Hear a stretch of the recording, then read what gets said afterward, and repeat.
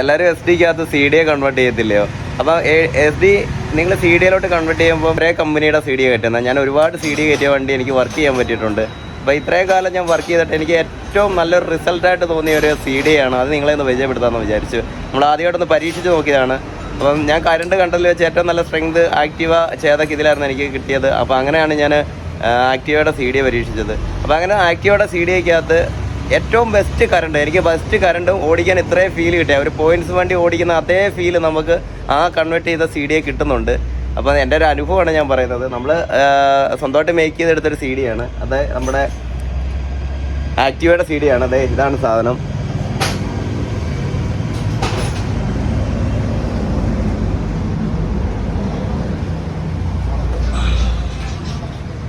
അപ്പോൾ ഇതിൻ്റെ കറണ്ടിൻ്റെ സ്ട്രെങ്ത് എത്രത്തോളം ഉണ്ട്, ആ കറണ്ടിൻ്റെ പവർ എത്രത്തോളം ഉണ്ടെന്ന് അതുകൂടെ നിങ്ങളെ ഞാൻ കാണിച്ചു തരാം. കാരണം നമുക്ക് ആ കറണ്ടിൻ്റെ സൗണ്ട് ആയാലും ആ കറണ്ട് സ്ട്രെങ്ത് കണ്ടാലും നമുക്ക് മനസ്സിലാവുക ആ സി ഡി എത്രത്തോളം പവർഫുൾ ആണെന്ന്.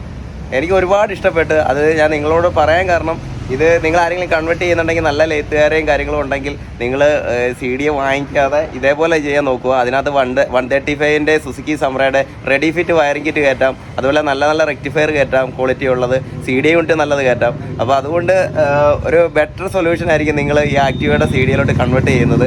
അപ്പോൾ അതിൻ്റെ കറണ്ട് കൂടെ നിങ്ങളെന്ന് കാണിച്ചു തരാം ഞാൻ. ഈ കാണുന്ന വണ്ടിയിൽ നമ്മൾ ചെയ്തിരിക്കുന്നത് ആ സെയിം സി ഡി തന്നെയാണ്. അങ്ങനെ നമ്മളിപ്പോൾ 2 വണ്ടിയിലാണ്. ആ ഇരിക്കുന്ന വണ്ടിയിലും ഈ വണ്ടിയിൽ നമ്മൾ ചെയ്തിട്ടുണ്ട്. അടിച്ചേടാ.